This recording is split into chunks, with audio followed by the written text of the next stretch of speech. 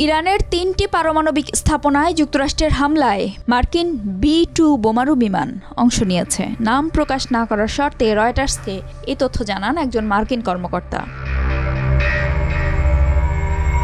এছাড়া new York টাইমসকেও একজন মার্কিন কর্মকর্তা জানিয়েছেন, এই হামলায় অন্তত ৬টি B-2 বোমারু বিমান অংশ নেয়। বিমানগুলো থেকে মাটির গভীরে অবস্থিত ফোর্দো পারমাণবিক স্থাপনার উপর আধা ডজন ৩০,০০০ পাউন্ড ওজনের বাংকার বাস্টার বোমা ফেলা হয়েছে। এছাড়া নাতাঞ্জ ও ইস্পাহানের পারমাণবিক স্থাপনায় নৌবাহিনীর সাবমেরিন থেকে ছোড়া হয়েছে ৩০টি টমাহক ক্রুজ ক্ষেপণাস্ত্র TLAM। ওই কর্মকর্তা আরও বলেন, একটি B-2 বিমান থেকে নাতাঞ্জেও ২টি বাংকার বাস্টার বোমা ফেলা হয়েছে।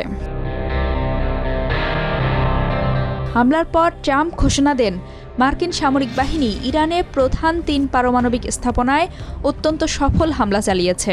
তেহরানের পারমাণবিক কর্মসূচির সবচেয়ে গুরুত্বপূর্ণ স্থাপনা ফোর্দো ধ্বংস হয়ে গেছে। ওই স্থাপনায় ২টি প্রবেশপথ ও একটি ভেন্টিলেশন শ্যাফট ছিল। ধারণা করা হচ্ছে সেখান দিয়েই ম্যাসিভ অর্ডিন্যান্স পেনিট্রেটর বা MOP বোমাগুলোকে ভেতরে প্রবেশ করানো হয়। এর আগে নিউ ইয়র্ক টাইমস সহ বিভিন্ন সংবাদ মাধ্যম জানায়, যুক্তরাষ্ট্র প্রশান্ত মহাসাগরীয় অঞ্চলের দিকে অন্তত ২ থেকে ৪টি B-2 স্টেলথ বোমারু বিমান মোতায়েন করেছে। ইরানের পর্বতের নিচে অবস্থিত অত্যন্ত সুরক্ষিত ফোর্দো পারমাণবিক স্থাপনা ধ্বংস করতে সক্ষম বোমা বহন করতে পারে এসব বিমান। মার্কিন এনসাইক্লোপিডিয়া ব্রিটানিকা বলছে, B-2 মার্কিন দূরপাল্লার স্টিলথ বোমারু বিমান। ১৯৯৩ সালে প্রথম এটিকে মার্কিন বিমান বাহিনীতে সরবরাহ করা হয়েছিল।